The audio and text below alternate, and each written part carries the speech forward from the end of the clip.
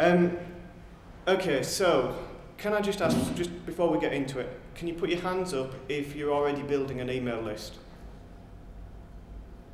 Okay, now keep your hands up if you feel like you're using that email list effectively. Okay, and that's one of the key things. Now, what we've noticed is over the years, affiliates have been quite slow to embrace email marketing. For some reason, most affiliates don't feel like it's something that they should be doing. Now, I believe that everybody here should be building an email list, whether you're a complete beginner or whether you've been building sites for a long time, you should be building an email list. And the reason for that is basically on this slide, some of the key reasons. So the first reason is that we can use email to directly increase our sales and income. And I'm not talking about directly, sending out sales emails to people. What I'm talking about is using email effectively, having a proper campaign in place that adds to our bottom line in terms of our profitability. Having an email list also helps us because it increases the value of our websites. So at some point in the future, you may want to sell your website. Even if you're thinking at the moment that you're not going to want to sell your website, there's a good chance at some point you may well change your mind on that. And having an email list in place means that you'll be able to attract a higher price for your website. So it immediately adds value to your website.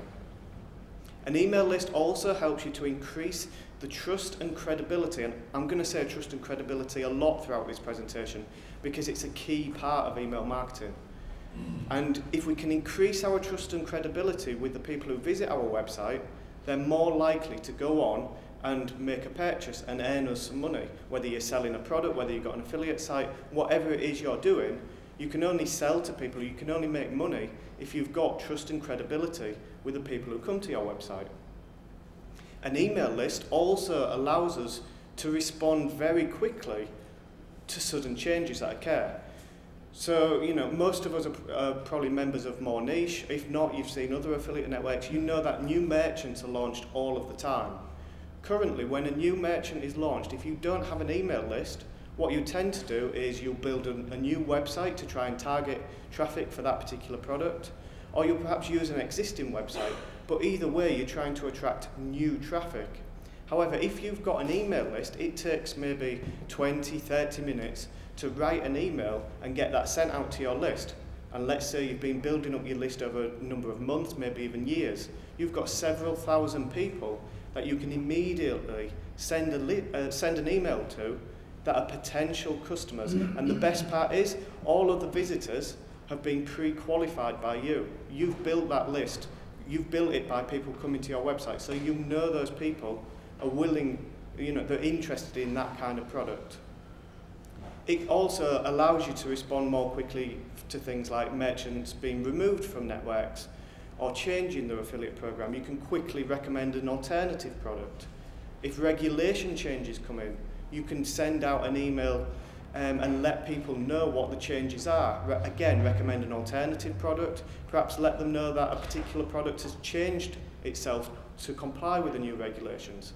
So it allows you to be much more dynamic and respond to things that, we're all in an area which does change very quickly.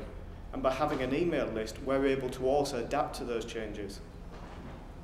Email lists also help you to protect against the effects of lost rankings or any kind of lost traffic. They won't stop you from losing the traffic in the first place, but if you are unfortunate enough to be hit by perhaps a Google update, or if you've had your PPC account or whatever source of traffic it is that you've lost, then having an email list means you've still got a certain number of people that you can carry on marketing to, that you can carry on getting back to your website and regenerating their traffic. And that will give you a period of a few months perhaps where you can work on replacing that lost traffic. So that's a key thing, particularly in the current environment where many of us have experienced damaging effects from Google updates. And having that email list just gives you that little bit of a safety net that will help to protect you against the effects. And then finally, you can also use your email list to regenerate your traffic and return visitors. So whereas at the moment people come into your websites and then if they don't buy there and then they're leaving, even if they intend on coming back to your website, there's a good chance they won't be able to find your website again, or they'll get distracted by someone else and they'll never actually return. And so what we're doing with an email list is we're getting their details and we're giving ourselves a chance to get them back to our website, not just once more, but multiple times. And if we can get them back multiple times, we've got more chances of converting them into sales, but not just making that one single sale, but making sales multiple times over a longer period of time. So there's many key benefits to building an email list. So I'm going to assume now that you're all sat there thinking, yeah, Paul, that's a fantastic idea, I'm going to go off and build my email list, or if you've already got an email list, you know, I want to improve it, I want to get more subscribers, and I want to improve what I'm doing. So how can we increase our subscriber numbers when we're trying to build an email list? The first thing that I would recommend is that we use good email software. So there are a number of free solutions out there that you can use. Some of them are good, however, if you can afford it, the cost isn't that much, maybe $10, $15 a month for the basic packages. If you can afford it, go for one of the paid solutions like Aweber or GetResponse. And the reason for that is that they tend to work with some of the internet service providers, the email providers, to make sure that their emails have good deliverability rates. And if they've got good deliverability rates, there's more chance of people confirming to opt in, and ultimately if people aren't receiving our emails, then there's no point sending them. So that's a key importance. The biggest thing though, when we want to make sure we're getting the most number of subscribers that we can, is that we give away something of real value. Think to yourselves about your own websites. What would somebody come into your website want in exchange for giving you their email address? People don't give out email addresses willy-nilly because they're already bombarded with junk emails and spam. So you have to give them a good reason why they should sign up. At the very basic level, you've got ebooks. Everybody knows ebooks now. They've kind of been overused almost. However, you can still get good ebooks. There's some good PLR ebooks you can use. However, be very careful if you're using PLR because they tend to be much lower quality. So you may be better off writing one yourself or using content that you've already got on your website and compiling it into an ebook. You can also outsource the ebook and get an expert to write it for you. There's some of the merchants, myself at Zero Peroxide, actually give out an ebook that you can rewrite or you can use it as it is, and it's in the affiliate resource area, and you can use that yourself to generate your subscribers. If you want to take it to the next level, then you can look at creating things like videos, getting discount codes, whatever it is that you think is going to be good enough to get people to sign up for your list. But obviously it goes without saying, the higher value of the content that you're giving away, the more chance that somebody will actually sign up. And then we want to make sure that we're using attractive email forms. So again, this is where a good paid solution can come in useful. They tend to have some really nice templates that we can use that literally just copy and paste some code onto our website. It takes 2 minutes, but the forms look really nice. They're designed to convert, they're designed to get attention. But one of the biggest mistakes that people make is that they treat email marketing as a secondary thing. When somebody comes to your website, it's automatic to think, right, they're on my website, I want to turn them into a sale. And that is your primary focus when you're doing that. However, what I'm saying today is that if we're going to build an effective email campaign, then we want people on our email list. That becomes a #1 priority, not necessarily making that sale there and then. So let's have some confidence in what we're doing and put our email forms in key positions on our website. You know, don't be afraid to make use of the prime areas of your website, you know, near the top left corner, golden triangle, that kind of thing, to try and get people onto your list and make that one of your priorities when they land on your website. When you've got your email form, you want to make sure that you're only capturing the very basic details that you need. At the very most, I would suggest just capturing the name and the email address. The name is useful because when we're emailing them, we can refer to them by the name, which helps to create that kind of personal conversation approach, which tends to work really well. And I'm going to mention a little bit more about that on the next slide. But if you really want to just maximize the subscriber rate, then just ask for the email address. That is all we actually need to be able to email someone. So that's a very basic detail we need. If you want to collect more information, you can still do that. If you want to know their age or where they're from, because you can use that information, you can still do that, but don't do it until somebody's already signed up to your list. After they've signed up, that's great. You can send them a small survey or something that you can ask them to fill in, which will give you that extra information. But the primary concern is getting them to sign up in the first place. And what we can also use is something called a lightbox form. And if you're not familiar with lightbox forms, they're kind of a pop-up window, but they don't open up in a new browser window. They open up in the same window that the person's viewing your website. And they tend to sort of grey out the area around the form. And the person can then either sign up on the form or they can close the window. Now, it is quite an intrusive approach and therefore will not suit every type of website. So think about your website, but don't think about what you personally like. For instance, I'm not that keen on using lightbox forms because they are quite intrusive. However, I tested them on my websites and I saw anything from a 50% up to 150% or more increase in subscriber numbers by having a lightbox form on the site. So it's definitely worth testing and seeing what works for you. But don't just look at how it increases your subscriber rate, also look at how it affects the analytics of your website. So how does it affect the bounce rate, the average time on site? Is it ultimately harming your conversion rate? So you've got to balance everything and decide, right, okay, is it worth having a lightbox form to get more subscribers but risking harming the usability of the site? Or should we focus just on getting people onto a website because we're confident that we're going to put the form in a key position and get people to sign up anyway? It's about personal preference and testing, because we only find out what works by testing it. So once we've got people onto our lists, how do we maximize the impact of the emails that we send to them? When you get an email into your inbox, you make a sort of probably subconscious decision whether to read that email or not based on two main things. And those things are, firstly, how much trust you have in the person who sent you the email. What kind of content have they sent you before? Do you value what they send you? And if you do, then you generally look at the actual subject line of the email, and then you make a conscious decision: is that relevant to me? Is that the kind of information I want to read? Is this email worth me opening and spending 2 minutes, 5 minutes of my life reading what this person sent to me? And so we need an effective subject line. And this is where your subject lines can be very much like the headlines that you write for your websites. So think about things like benefit-driven copy.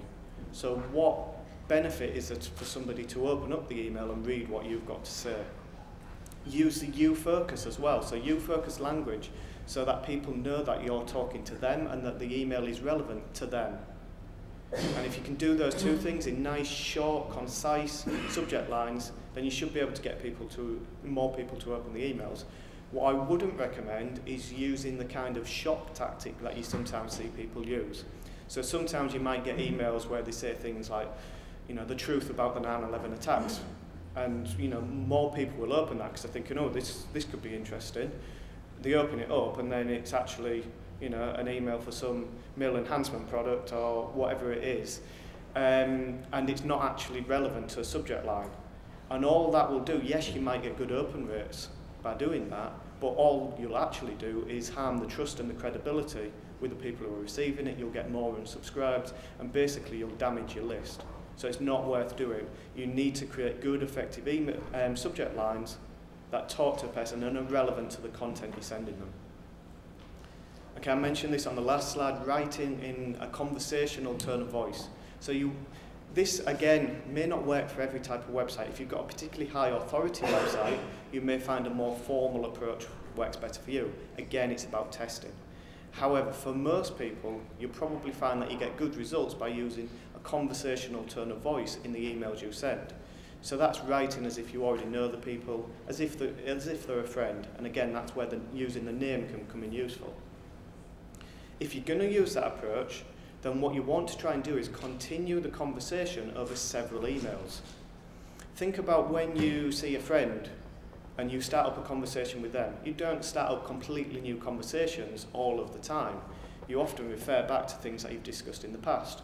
You know, oh, do you remember I told you about so-and-so? Well, you'll never guess what she's done now. That kind of thing. We can do the same thing in our emails. So if we've sent an email which says that, you know, perhaps Jennifer Aniston has started using this new slimming tablet. If we then want to send an email later down the line, we may say something like, oh, you remember I told you about Jennifer Aniston and that weight loss tablet? You'll never guess who's using that tablet now. And what that does is that helps to build up this trust and credibility over the long term. So it builds up the relationship with the person. They remember that you've sent them content that you liked in the past and that was useful in the past. And they're more likely to read what you've got to say in the future and listen to what you've got to say. But of course, when we're sending out emails, we need to be careful of spam filters. So we need to get more intelligent really with how we phrase our emails to try and avoid spam filters. Now, you know, a lot of the niches that most of us here operate in tend to trigger spam filters quite easily. You know, weight loss, meal enhancement, all those kind of niches tend to trigger spam filters quite easily. So we need to be intelligent in the way that we word our emails to get around spam filters that way. Do not try and get around spam filters by misspelling words or using exclamation marks or trying to disguise the words in any way, because firstly the chances are that the algorithms now are so advanced that that's not going to get through anyway. But even if it does get through to the visitor, you know, how does it look to them if they get an email that's clearly trying to bypass spam filters by disguising words? It doesn't look good. Again, you lose trust and credibility with the person. You also want to make sure that you're providing an unsubscribe option to people. You know, there's no point not showing that, because if you don't show it, then you never know how effective your emails are. You never know if you're telling people the information that they want to hear. And a lot of the email software is now, again, you know, the paid ones certainly, but probably some of the free ones as well. When somebody unsubscribes, they have the chance to leave some feedback as to why they're actually unsubscribing. So if we're getting feedback about why people are unsubscribing, we know exactly what's working on our list and what isn't, and we're not having to do anything to get that information. So we can improve things from that information. But at the worst, well, at the best really, because if somebody doesn't want to unsubscribe, but they still see that unsubscribe option there, they'll think, well, that's good. I know that if this information is no longer relevant to me, I can get out of this. And again, it adds to your trust and credibility. The key thing is making sure that all of your emails are relevant to what the person signed up to receive. So if you've built an email list of people who want to sign up for weight loss tips, but you start sending them meal enhancement tips, then the chances are most of them are going to start unsubscribing. If they don't unsubscribe, then you'll still have harmed the trust and credibility with that person. So make sure that emails are relevant. Don't just think, oh, you know, it might be relevant, they might like the information still, I'll send it because it might make me a quick sale. You've got to think long term with email marketing. It's not about making those quick wins. It's about building a long-term, sustainable business. And one of the things that I like to do is when somebody signs up for my email lists, I have a chain of emails that are automatically sending out once a week. And those emails will be really high quality information, which is purely designed to build up the level of trust and credibility. Again, all coming back to trust and credibility. But what I like to do is make sure that that email goes out 7 days after somebody signed up, and it goes out every 7 days thereafter. And what that means is that we know if somebody signed up on, say, a Friday, we know that on that Friday they were online, checking their emails, browsing websites. We don't know if they're online on Saturdays or not. They may have other things to do, they may work on Saturdays, but we know for sure they were definitely online on a Friday. So if we're sending out emails every 7 days, then they're always getting that email on a Friday, when there's the most chance, as far as we know, of them being online, and therefore less chance of emails getting lost in the sea of all the other emails that they receive. So why should we not use email for direct selling? Now, don't get me wrong, a lot of people have built up really good businesses by directly selling in the emails that they send out. It can work. However, what I'm saying to you is that we don't need to take that approach. We can use a more effective approach, which will still add sales and income, but will generate a long-term business. And besides which, the kind of niches that most of us operate in, it's far too easy for emails to be lost in spam filters. You know, I've already mentioned that if we send out an email about weight loss, and especially if you then want to also say, you know, I want you to buy this product, I'm giving you a discount, all of those kind of keywords trigger spam filters. So it's actually very difficult to send out sales type emails in the kind of niches that we all operate in. And besides which, we know that if we try and sell to people too much, they will unsubscribe, because sales pitches lose that trust and credibility that we're working so hard to build up. So it's not worth it. Subscribers have signed up for good information, not to be sold to. And so that brings me on to how we can use email to fight these killer penguins that are sending out. And even if you're not affected by the penguin updates and you're not concerned by them, this technique that I'm about to show you is still something that you may want to consider, that you may be able to use. Unfortunately, Gromit there doesn't know about this technique, so he's having all sorts of problems with that penguin. But hopefully, after this, you won't be in the same position.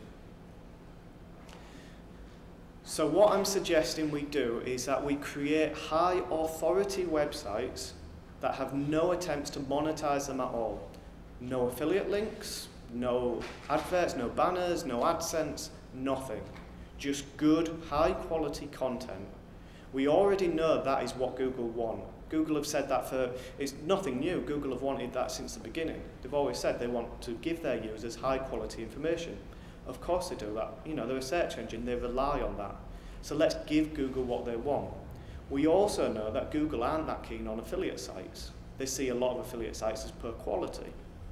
We know that from the things that they've done with PPC accounts recently. Most affiliates now cannot use PPC. So we know that Google aren't that keen on affiliate sites. They just want good, high-quality information. So let's give them that. Let's build those high-quality informational websites. But instead of monetizing them, let's use them to capture visitor emails so that we can build up a list. Remember as well, if we've got a good high-authority website, it should be easier to build natural links to it as well. Again, something that Google wants us to do. And we use these websites to capture the visitor details and build up a good, solid email list. And once we've got people onto the list, we send them excerpts, again, of high quality, non-sales content, so just good quality information. But we only send them the excerpts. So we don't send them full articles, we just send them 2, maybe 3 paragraphs of that article. But then we give them a link that they can click to go through and read that full article on our website. And the site that we link through to is not necessarily the same site that they've signed up on. Instead, we link them through to an affiliate-based website or some other website which is designed to make us money. And it may even be a website that you already own. It may be a website that's been hit by the penguin updates. It doesn't matter because we're not trying to generate traffic through search engines to that website necessarily. We're using the email list we're building up on our high authority website to generate that traffic.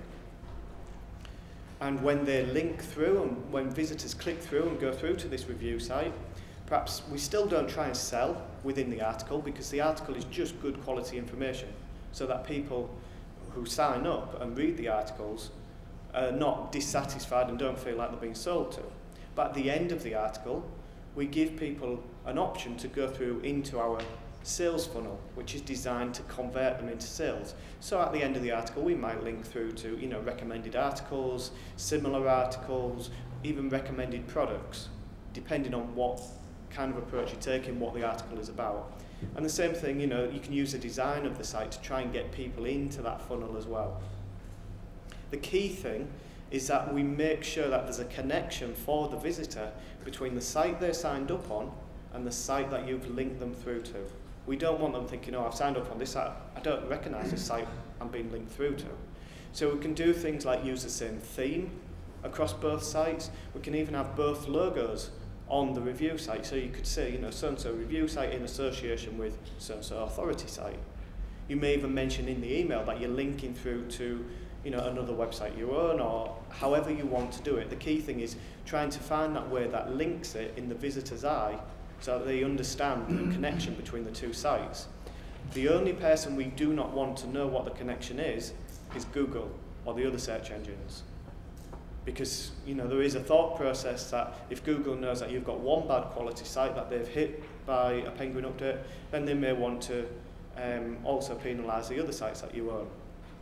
If that is a concern for you, then you can do things like looking at using different servers for the two sites, different IP addresses, different whois information.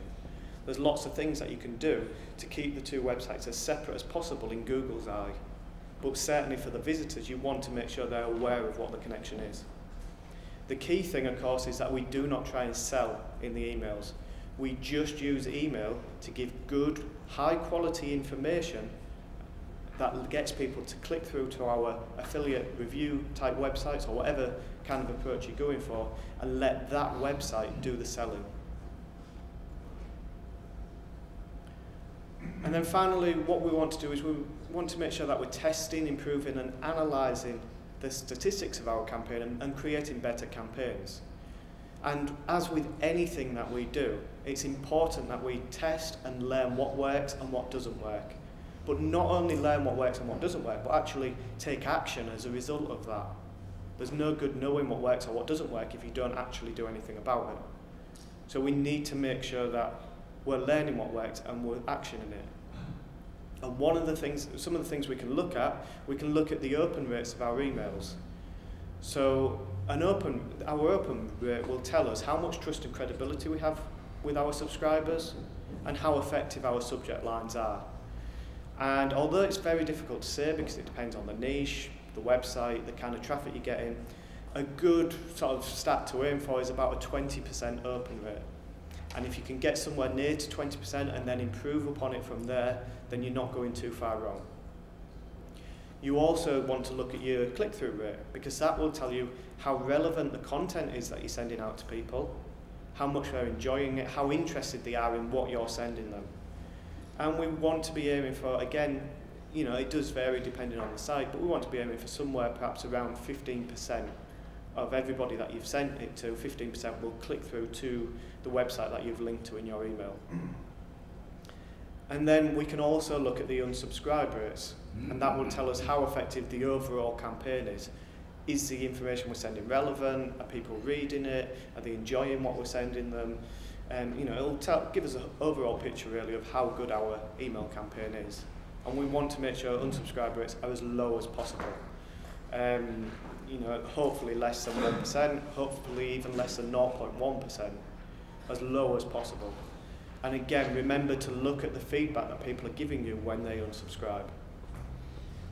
But it's not just the stats of the email campaign that we can look at. We can also compare that to the stats of our website.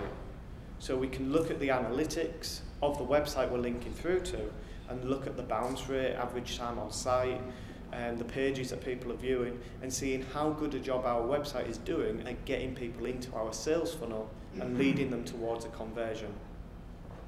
The key thing, and again, this is where good email software comes in useful, is that you can split test. Most of the good softwares do have split testing tools that you can use, so you can send half of your list one email, half another email, and look at the stats and see which one you think is working best, and adapt your approach for future emails based on that. So it's important to test and find out what works for your website, because what works for yours may not work for the person sat next to you, and vice versa. So just to recap then, email lists are one of the best ways that we can generate return visitors, increase our income, and spread our risk as well. But we need to make sure that it's attractive for people to sign up to. So we give them nice email forms in key positions on our website, and we give away something of real value to get them onto our list. Once they're on our list, it's important that we build up a good level of trust and credibility with them. So we give them good, high quality, non-sales content that keep people engaged and get them back to our website. And then we make sure that our website is doing a good job at getting people into the sales funnel and leading them towards that conversion that makes us the money. And as with everything, we analyse and split test and find out what our own perfect formula actually is. Okay, I think we're about out of time now, are we? Yeah, thanks very much. Okay, thank you.